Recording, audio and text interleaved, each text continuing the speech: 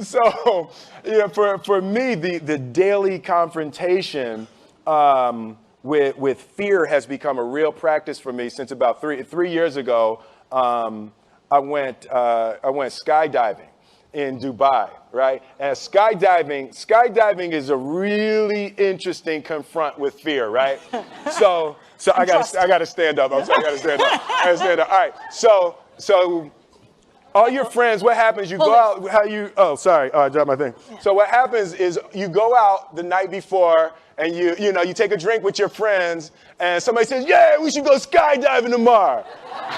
And you go, "Yeah, we'll go skydiving tomorrow." Yeah. And you go, "Yeah." And everybody goes, "Yeah." Right? And you go home you by yourself. You're like,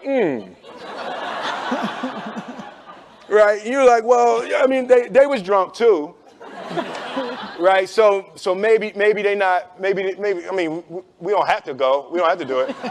So then that night you're laying in your bed and you just keep, and you're terrified. You keep imagining over and over again jumping out of an airplane and you can't figure out why you would do that, right?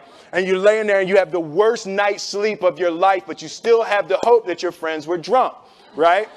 So you wake up the next day and you go, down and you say where you were going to meet and everybody's there. You're like, oh, shit. All right, cool.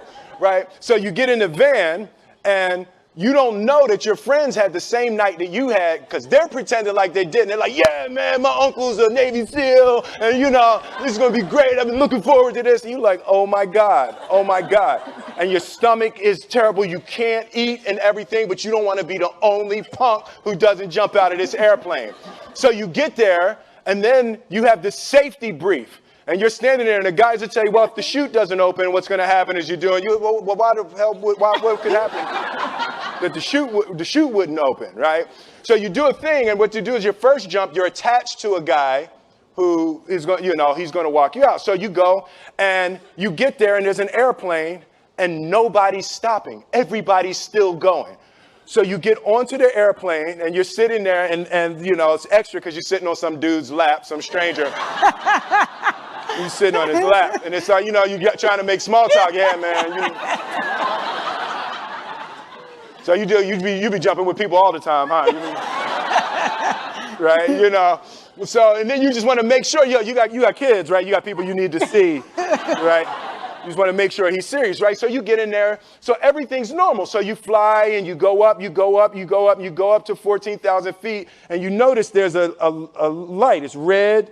And it's yellow and green, right? So right now the light's red. So then you start thinking at some point the light's going to go green, but you don't know what's going to happen, right? And you wait and it goes yellow and the light goes green and somebody opens the door. And in that moment you realize you've never been in a freaking airplane with the door open.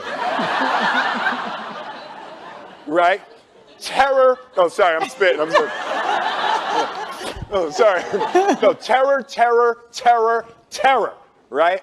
So you go, and then, if you were smart, you sat in the back so you don't go first, right? And then people start going out of the airplane. And you go, and the guy walks you up to the end of the thing, and you're standing, and your toes are on the edge, and you're looking out down to death. And they say, on 3. And they say, 1, 2, and he pushes you on 2 because people grab on 3, right?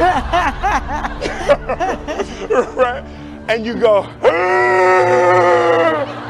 and you fall out of the airplane, and in 1 second, you realize that it's the most blissful experience of your life. You're flying, right? It doesn't feel like falling, right? It's like you actually are kind of held a little bit by the wind, and then you start falling, and there's zero fear. You realize that the point of maximum danger is the point of minimum fear.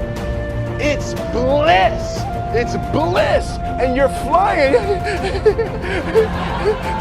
right? And you're doing that, and then 20 seconds, 25 seconds, 40 seconds, and you have enough time to just kind of be like, oh, shit, that's that building. I like that one. Oh, you can see the ocean. right? You start doing all of that. And the lesson for me was, why were you scared in your bed the night before? What do you need that fear for?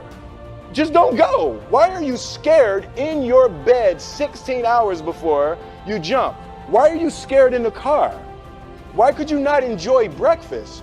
What did you need that? The fear is fear of what? You're nowhere even near the airplane. Everything's up to the stepping out. There's actually no reason to be scared. It only just ruins your day. You don't have to jump. And then in that moment, all of a sudden, where you should be terrified is the most blissful experience of your life. And God placed the best things in life on the other side of terror. On the other side of your maximum fear are all of the best things in life.